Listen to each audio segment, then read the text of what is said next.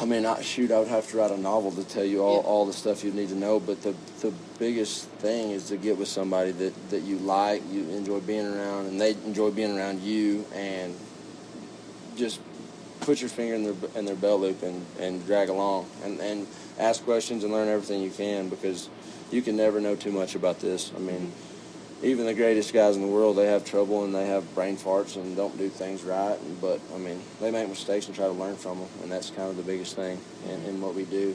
You got to take just as much out of doing bad as you do doing good.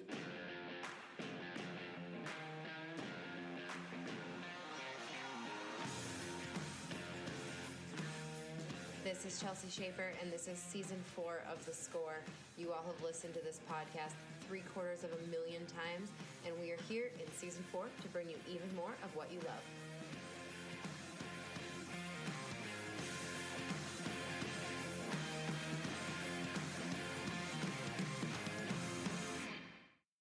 Hey guys, it's Caitlin Gustav, and I am here with another episode of The Score. This time we have the one and only a 7-time Wrangler NFR calf roping qualifier, Marty Yates. Marty's currently riding the team roping wave. He started out as a fill-in for young gun Jaxson Tucker, and now he's picking up a heel rope for what could be the remainder of the 2021 Pro Rodeo season. In this episode, you'll get to hear about how Marty was raised, his love for team roping and calf roping, the horses he's currently riding, and the horses that have helped shape his career. We even talk about his pretty cool aunt, who is a 18-time WPRA World Champion, Hampton, who recently won the Arena Rodeo in the breakaway roping. And we talk about all that she's done for him. And just so everyone knows, before we get into this episode, I know we recorded this episode just about an hour or two before Marty roped in Estes Park, Colorado, where the world saw his horse slipped and fell right as he was making the corner. I just want everyone to know that Marty and the horse are okay. I believe Chase Wiley and his head horse, I believe they're okay as well. It was kind of sketchy in that ground at Estes Park, but they all made through, and Marty bounced back and made a pretty good run in the calf roping to finish his trip in Estes Park. So anyway, I'll quit chatting at you. Thank you, Marty, for being on this episode with me, and I hope everyone enjoys it. This episode is brought to you by Farnham. Stick with us because we have a special commercial at the middle of this episode. Hey guys, I am sitting here. We're currently in Jaxson Tucker's living quarters. It's a mess, Jaxson. You need to clean it. But I'm sitting here with Marty Yates, 7-time NFR qualifier in the calf roping, and you're picking up the team roping these days. Marty, how's it going? Oh, it's going good. It's going good. Yeah, I didn't think I would be entering the rodeos whenever I started headed out for the summer, but I guess here we are, entering the team roping. Yeah, and you pretty much helped Jaxson out. His partner went home, so you're picking up the heat there.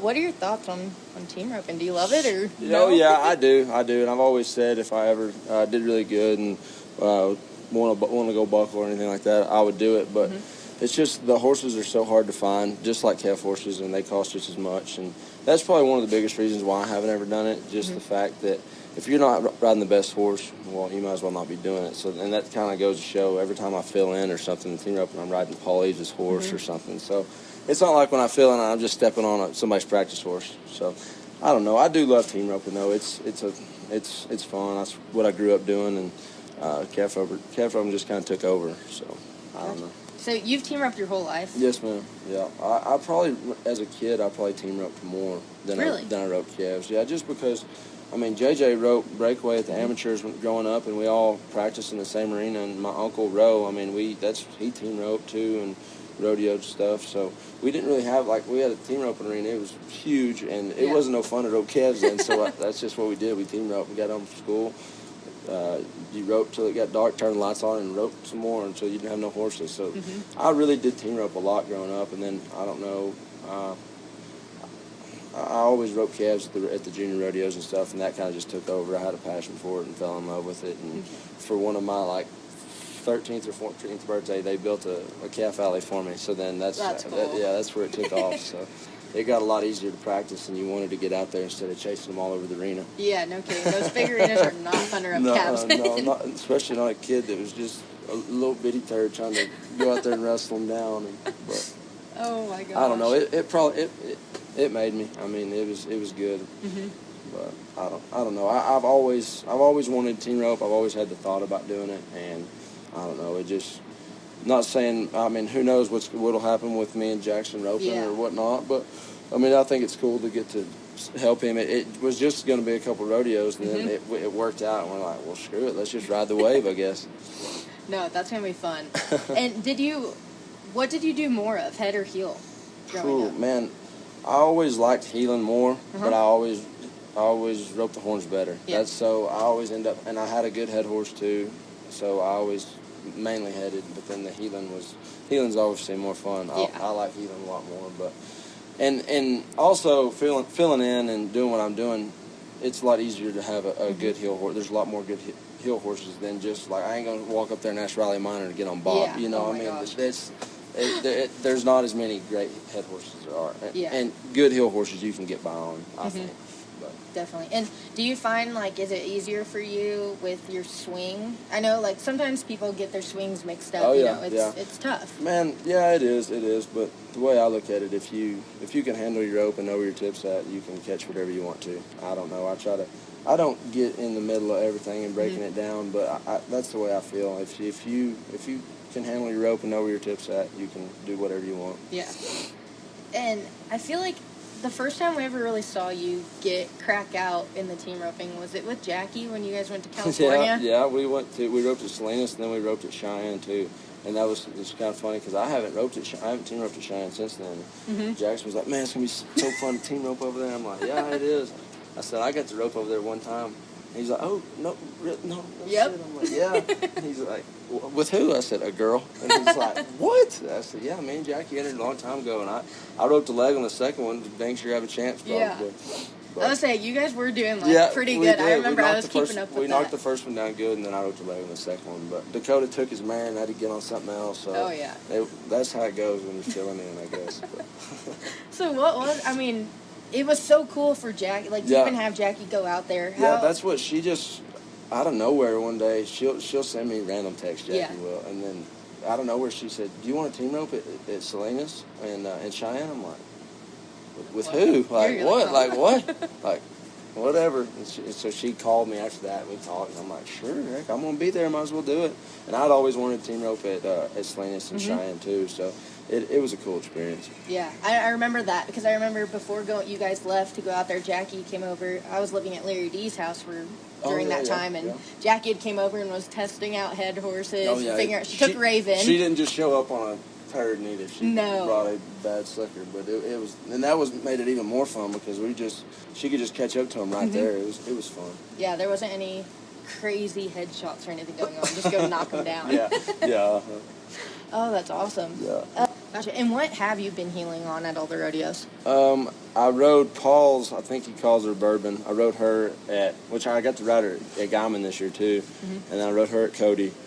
And then I rode a little bay horse that come from Colby Lovell that Paul rides now called Woody. So it's not like I have been riding dinks at the rodeo. Yeah, no, you've been on some good ones. Yeah, and that's the deal kind of moving forward is now I'm not just filling in and just going to rope a couple of them. So now I'm probably going to have to find me a horse or something to haul around with me. So that's going to be a little different, but it'll be fun. So how is the entering going to go, with you being in the calf roping and the team roping? Well, we got our first little taste of it. We entered Dodge City, and we got split up already at the very first one. So I'm probably just find a trade and hopefully make it all work. I'm sure it'll be a pain in the butt, but you kind of throw into effect too. I'm actually riding my girlfriend's horse, and she rides in the breakaway too. So kind of got to enter around her, and we don't get to buddy. So it's going to be a nightmare here for a minute, but it'll be worth it. It'll be fun. Jeez, I can only imagine. And kind of what's in your string right now that you are riding at the rodeos? Like as heel horses, you're talking about, or calf horses? Heel horses. What are you gonna ride moving forward? Calf horses. Like tonight, right here at Estes Park. There's a couple guys I haven't even asked either one of them, but Hunter Cook's up tonight, and the Torres brothers, they're up, so I thought I'd ask Jonathan maybe to ride his, and he's always let me ride something, and it's like just like Paul's, they're all good horses. So, and I've been buds with all those guys, and they're fortunate enough to let me on. I used to get to ride a horse of Russell Cordoza's in the Calf Open a lot, Raindrop, and she was awesome, helped me win a lot of money. So, I mean, I'll return the favor if any of them guys want to enter the Calf Open. I mean, they're more than welcome to get on. I don't see some of them guys in the Calf Open. But, I can't imagine. So. Yeah, I'd like to see Paul show up and get on one of my horses though. Oh yeah, that'd be fun, right? Oh yeah. And what about in the Calf Open? What's in your string? You know, I bought it. It's kind of been slim. After the finals, this winter was good. I got to ride Buster everywhere, and it was all looking fine. And then he got hurt again, so I bought a green mare right during the NFR this year, and that's what I kind of been roping on this spring and stuff. And got out here, and she didn't necessarily do anything wrong. She just showed a few green things that I mean, I just wasn't loving. It's time to be winning, so. I've been jumping around. Like I rode Smith's horse Pockets at Reno, and I'm going to ride like RJ's horse tonight. And I mean, it's just kind of like the Paul deal. We're buds. Yeah. They know they can get on something of mine anytime. And Pockets, Caleb's rode mine Buster a lot, so it's just buddies helping buddies out, you know. So yeah. The shoe will be on a different foot one of these days. Yeah, definitely. And I want to talk about it too. What's that horse you and your aunt JJ? Yeah. What's that horse that you were riding? That doesn't JJ have it now? Oh yeah, well she did. That was a horse that actually come from Ryan Jarrett, my traveling partner. I bought him and just kind of going to take him along, and he got pretty good, but he just was funny on the end of it in the Calf Open. And then JJ, she needed something kind of. She was going through kind of a little horse problem, and she jumped on him, and it went amazing.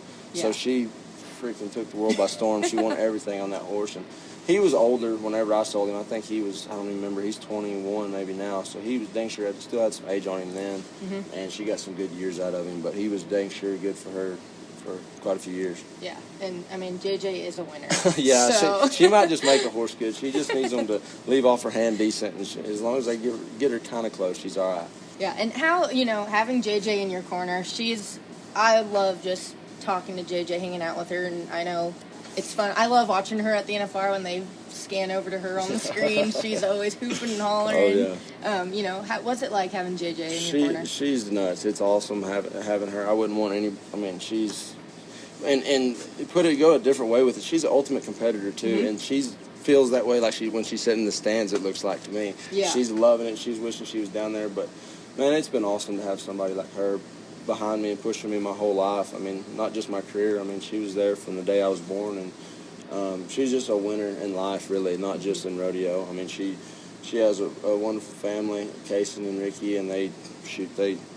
Kaysen, he's kind of getting into it now, and it's been cool for JJ to help him, and now it's kind of hard for her because, well, now it's the ultimate deal for the breaker ropers. They get to go rodeo, and she feels like she needs to be home with him, but I think they're making it work, and I don't know. She's helped me more than I can sit here and talk about.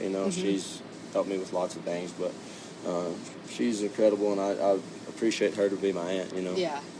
Is it cool having her, getting to go down the road now? Absolutely, yeah, because she calls me, and she's going to all the same places, and she asks me about, what are the calves, what's the start, yada, yada, yada, which she's pretty intense. I don't know, I mean, I'm sure you've talked to her a lot, but she doesn't, she might throw some strange language out a little bit most of the time, but she's intense, and if you're down and out, I haven't been winning a whole lot, and it's been kind of rough, and she's been positive the whole way, which she's had great success out here, and just like we all figured she would, but it's been nice to have her in my corner for sure.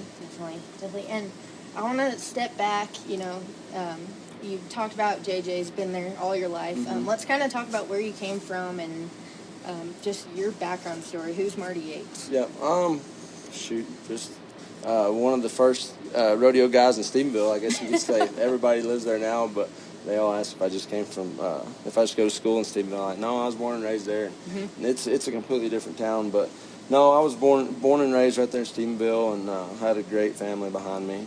Kind of started off a little bit different than most kids probably. My dad died in a car wreck before I was born, and that kind of set us up maybe to not have the best start, for me and my mom. And then of course, my grandma and grandpa and everybody, they stepped in, and my dad's side of the family, they've been awesome. You know, so I never went without. You know, I had everything I needed, and I don't know. I feel like, I don't know, my dad's with me all the time, and just blessed to get to do what I do. Things happen for a reason. I was blessed with the talent, so I that's what I try to keep in my mind, is just, God gave me this talent, I'm going to use it until another door opens.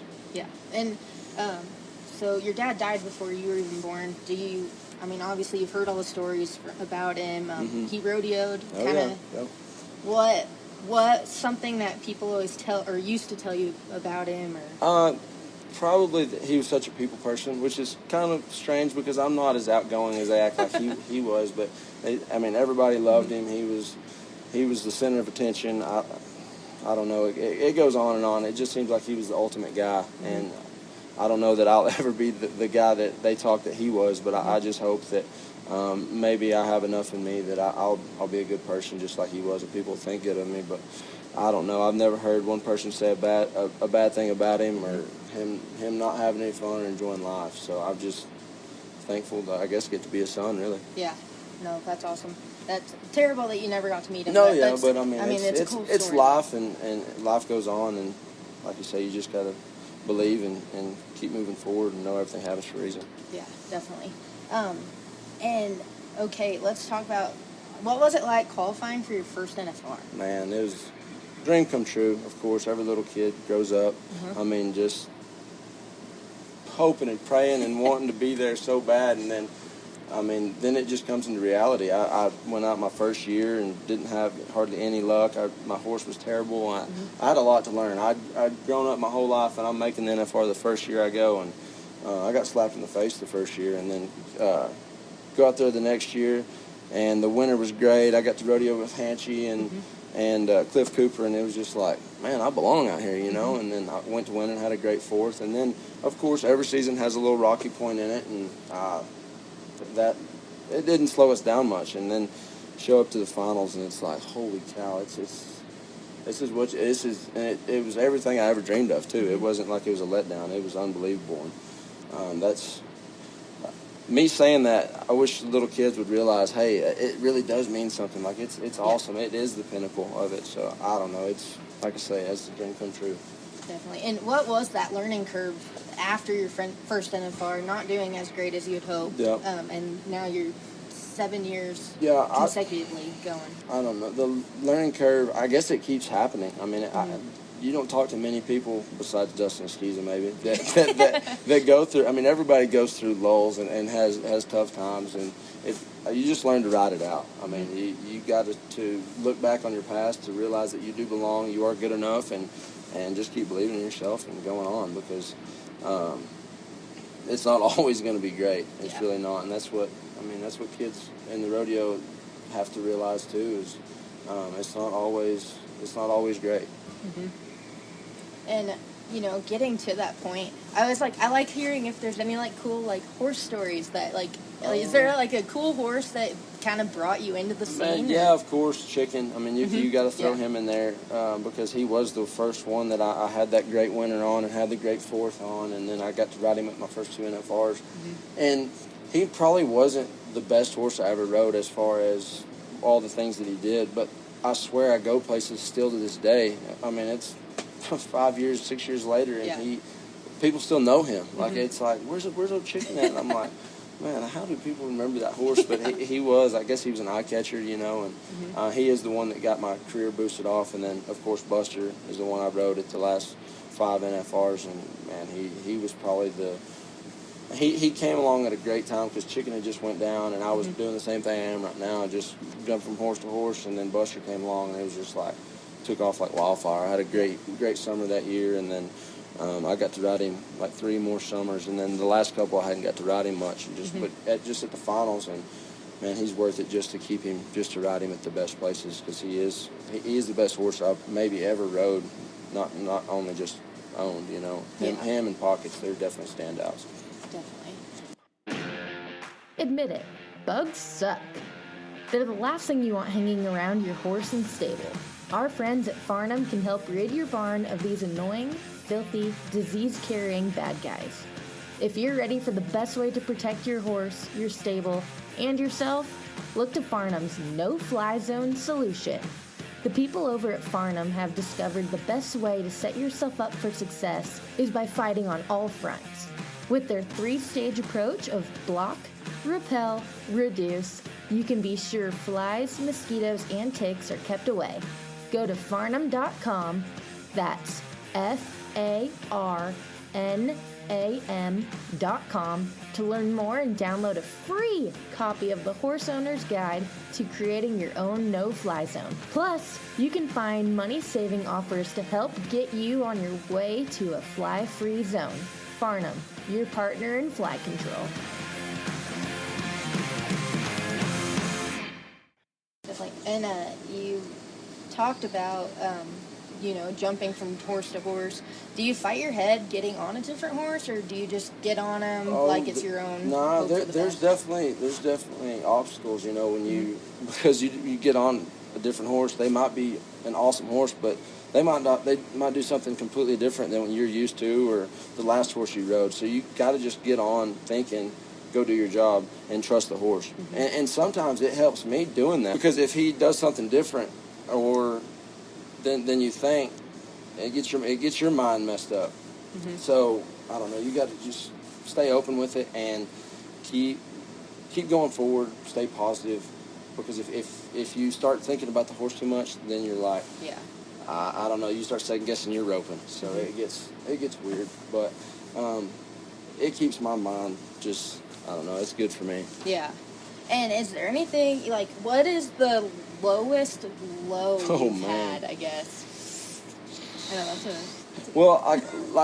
lowest low, that's a good one, but I've been pretty fortunate. I've had tough times through the mm-hmm. summers and tough times at the finals, but I've really been pretty fortunate. I've got to make the finals every year mm-hmm. since I've made it the first time, and I've had great NFRs, and probably the lowest of the low would be about 2 years ago I was doing the exact same thing. Buster mm-hmm. got crippled, and I was just jumping around horse to horse, wasn't winning much. I don't know. I guess you could say that probably is the lowest for me, mm-hmm. is those 2 summers. But other than that, I've been very fortunate. I can't. I've been pretty blessed with good years, and hopefully lots more to come. Yeah, definitely. And what, I guess, we talked about the lowest lows. What's the highest high? Like, what's one of your most memorable runs or memorable moments? The highest high probably, I guess you would have to say this year at the NFR, just mm-hmm. because I came so close to the gold buckle, and Shad was way out there in front of us, but I don't think any of us in the Calf Open realized that we had a chance to catch him until all of a sudden, hey, we've won some money, and then, and he didn't have much luck, and I don't know, that it might have been one of the highest highs, but then it might have crashed me just because it came so close, and then it was like $300 and whatever, and it just let the wind out of you. But I don't know. I try not to. That's one of the things that I think about, is try not to get too low and try not to get too high when you're winning. Just mm-hmm. try to stay in the middle, because anything can happen. It's going to change tomorrow. You might be on a roller coaster winning everything, and guess what? It might not stop, but it's going to slow down for sure. Mm-hmm. So I try to just stay in the middle and appreciate everything gets thrown my way. Yeah, definitely. And I know right now you're sitting in the top 15 in the calf roping.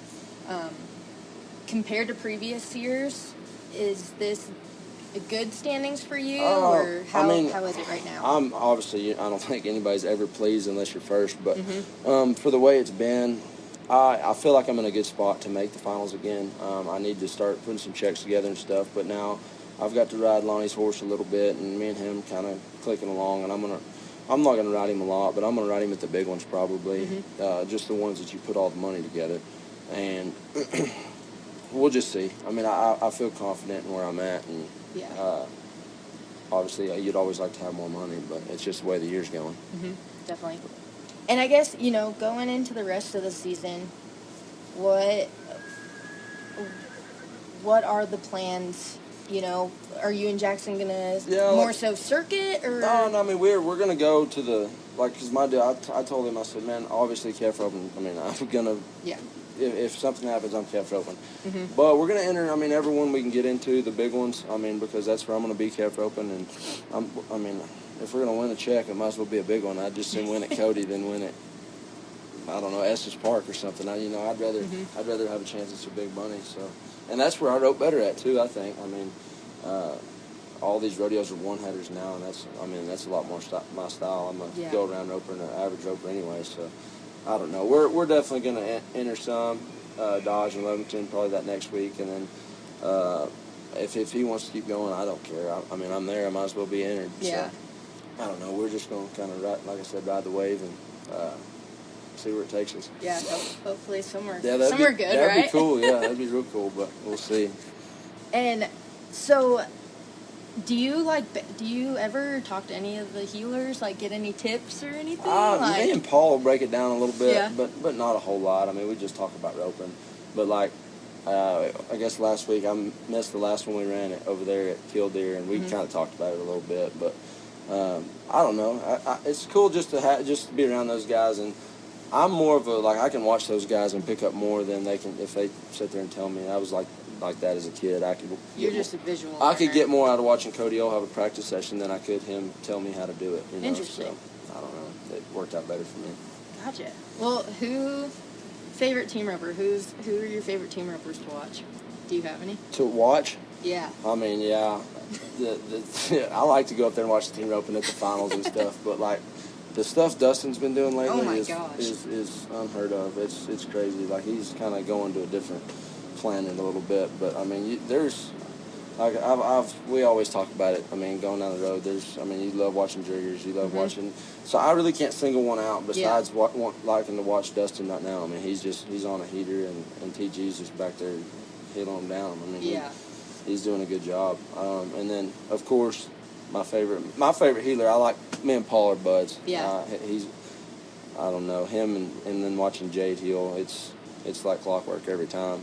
So, and then there's it's just like Wesley Thorpe. They're the greats, just like anybody, exactly. The same people that everybody likes to watch. That's who I like to watch. And what about calf ropers? Who do you kind of go to for help?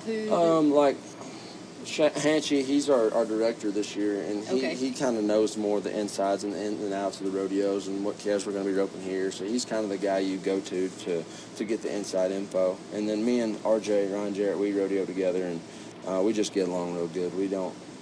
He's the type of guy, he don't get too high or too low when it's going bad or good, and we got a lot more in common than just rodeo. We get to drive along, talk about cattle and this and that and whatever. And so it's cool to have a guy like that in your corner to go with you. But I mean, Caleb Smith, I could sit and watch him rope calves all day long.